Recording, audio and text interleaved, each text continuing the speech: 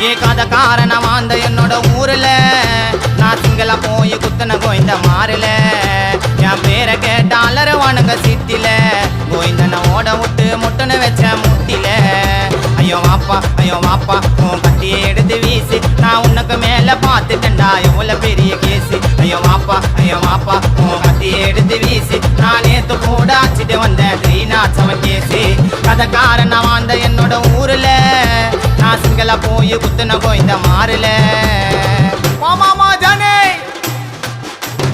இரண்டு மனம் வேண்டும் அந்த இறைவனிடம் கேட்டேன் மறந்து வாழ ஒன்று உன்னை நினைத்து வாழ ஒன்று கரபா